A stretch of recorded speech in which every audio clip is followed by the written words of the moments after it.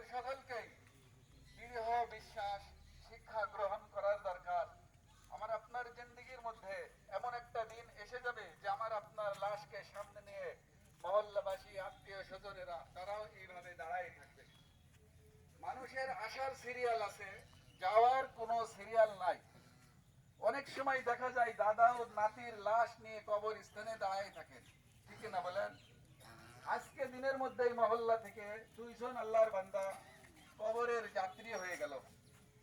আমাদের জিন্দেগির উপর ওই ধরনের পরোয়া আসলে আসতে পারতো, কিন্তু আল্লাহ তাআলা আমাদের নেক হায়াত দান করেছেন যে রমজান মাসের সিয়াম সাধন করব, বেশি বেশি নেক আমল করে আমার আপনার হায়াতগুলিকে সুন্দর করে নেব ইনশাআল্লাহ। রমজান মাস উম্মতি মুহাম্মাদের জন্য সুবর্ণ সুযোগ।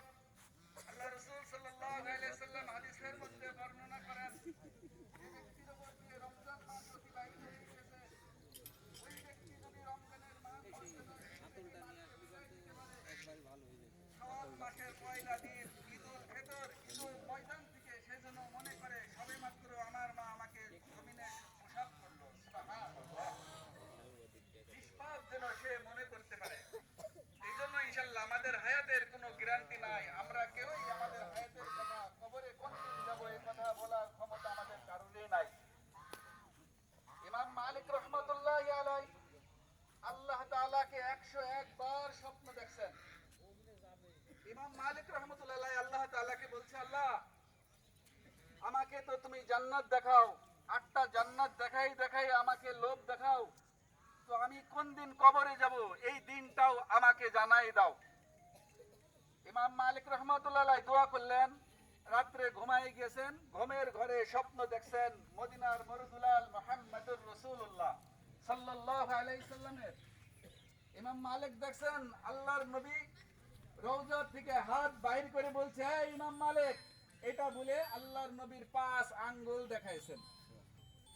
ইমাম মালিক রহমাতুল্লাহ আলাইহি স্বপ্নে শুধু আল্লাহ রাসূলের 5 আঙ্গুল দেখলেন। ইমাম মালিক রহমাতুল্লাহ আলাইহি স্বপ্নের তাবির নেওয়ার জন্য সেই যুগের স্বপ্ন সম্রাট আল্লামা শিরিনের কাছে একজন লোককে পাঠাইলো যে যাও আমার স্বপ্নের তাবির নিয়ে এসো, কিন্তু আমার নামটা যেন বলবা না। ওনার ভক্ত যখন আল্লামা শিরিনের কাছে গিয়েছেন, আল্লামা শিরিন বলছেন এই স্বপ্নের তাবিরের সঙ্গে নামের সম্পর্ক রয়েছে, নাম বলতে হবে। তো বলছে নামটা যে বলা নিষেধ, বলে না নাম বলতে হবে।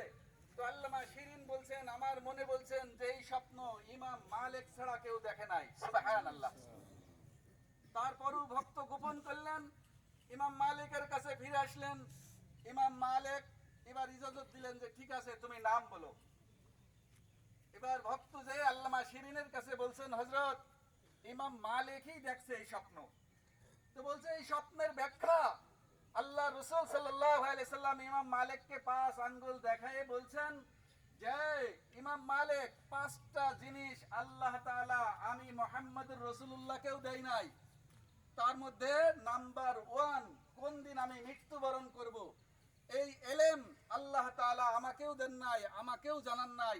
আল্লাহ রাসূল ইমাম মালিককে এটাই শিক্ষা দিয়েছেন যে তুমি আল্লাহর কাছে জানতে চাও যে কোন দিন আমার মৃত্যু হবে, দিনটা আমার জানাই দাও।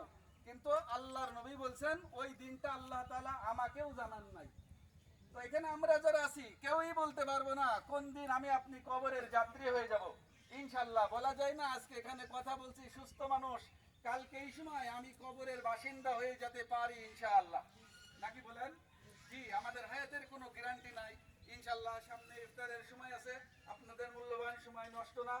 তো ইনশাআল্লাহ ভাই আপনার কিছু বলার থাকলে আপনি বলেন, আর বাবাজি জানাজাটা করবেন ইনশাআল্লাহ। আসসালামু আলাইকুম।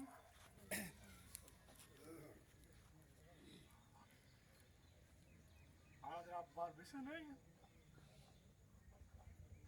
দুনিয়া ছেড়ে চলে গেছে।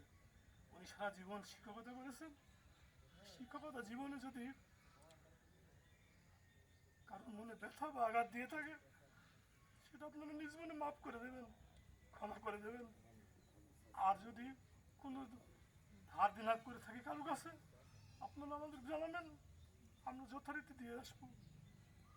সবাই ভালো থাকুন, আর আমার আব্বার জন্য দোয়া করবেন ইনশাল্লাহ। সম্মানিত মুসল্লি একরাম,